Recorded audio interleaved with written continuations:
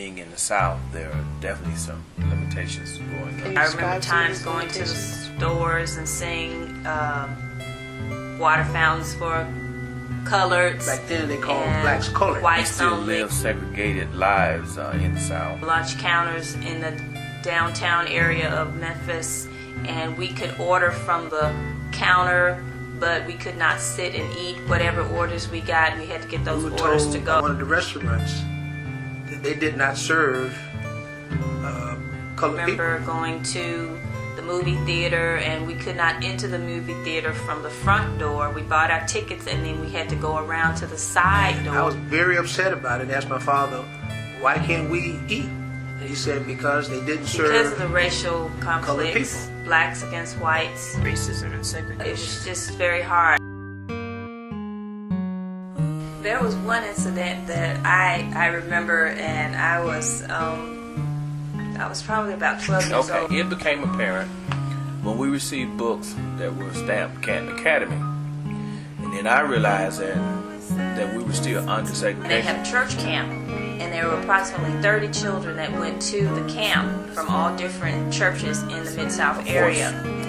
Our parents talked about it all the time. And so they were trying to integrate and all of this. So they selected two young people from the church that I belonged. It was myself and another young lady to attend this camp. And the camp was for 1 week. And it was apparent that our own school district was buying used books or giving used books. I'm not sure which, but we were getting or given books from Canton Academy that had already been worn out. And we had to sleep in the tents and everything. We did have a combination of teachers. Our school system was mainly black teachers. We had a few white We gone teachers. swimming, and so this young lady that was in the tent with me, she looked at me and she said, "Oh my gosh," she said, "you have a tan." but the teachers were I would say 90% black, and we had about 10% white staff. And then she went on to say that she didn't know why people did all that marching for Martin Luther King because all it did was made them wear out a lot of shoes. I can recall some of the basketball games and football games that the schools would have. Most of the time they rode school buses back and forth to the football game and basketball game.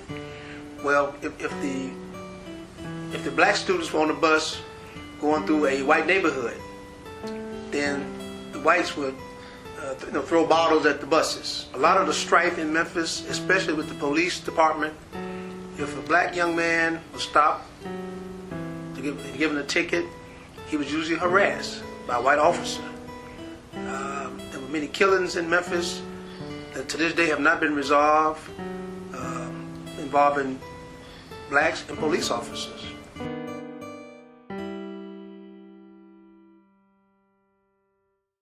I was a junior in college, taking a couple of courses, and one professor, he was a white professor,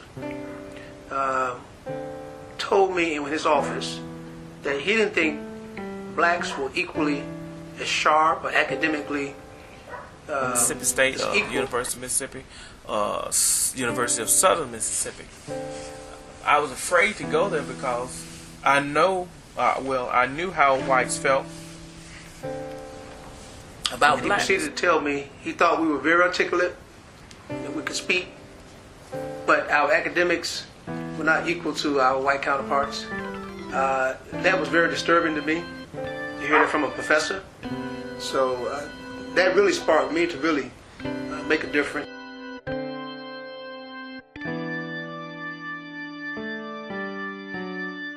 In this society right now, in this day and time, that if they had the opportunity to roll the things back, roll history back, and go back to those times when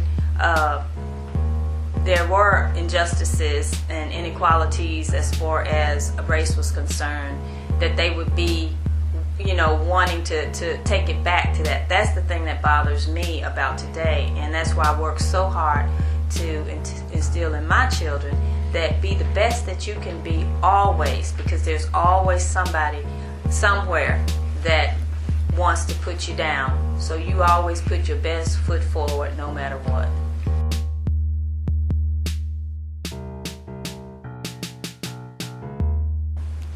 All the blacks got together and decided that they were not going to shop at the white-owned markets in town, none of the stores. And this was during the same time that Dr. King was doing marches. But his cause was for Alabama. any human being that received injustices, inequalities. That's what his movement was not just for blacks only, but it was so. At the time, the black race during that time was the prevalent minority in the United States that was receiving so much injustice. You know, now and today, you see all different ethnic groups or people in the United States. But back in the 50s, 40s, 50s, and 60s, that was not the case. You know, it was almost like the world was, as they say, black and white. So it was a thing that forced us, you know, to quote unquote, if you're not going to help me be what I need to be, we'll do it ourselves. My father actually took us with him in some of the peaceful demonstrations in Memphis, in some of the marches. My father was hit with a billy stick from the police officers. Some of the folks who were walking and doing peaceful demonstrations, were non-violent demonstrations, the police officers would spray water on them, put dogs on them. That's the thing that we were trying to get in the minds of American people. This is a non-violent demonstration. All we want is equal access, equal opportunity. And Dr. King preached that in all of his speeches. It always was inclusive. Not just African Americans, but Latinos, Native Americans, black, white, all colors. He was preaching for justice. Jews. So if you listen to Martin Luther King's message, it was not just directed for equal rights for blacks, but for all. So Dr. King came to Memphis, which was not a scheduled trip on his itinerary, to do a peaceful demonstration on behalf of the garbage collectors. And that's when he was killed. After his speech at Mason Temple, the next day he was killed, assassinated on the balcony of the Lorraine Motel. I realized that this was a man that was nonviolent, and he was trying to make a bad situation better. And because of that, he was violently struck down.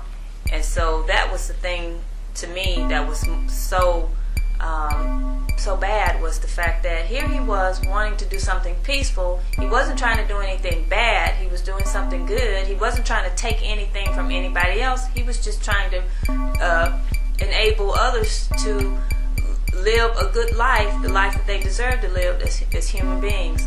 And basically that was the reason he was struck down. The reason he was killed was because of what he was doing that was good.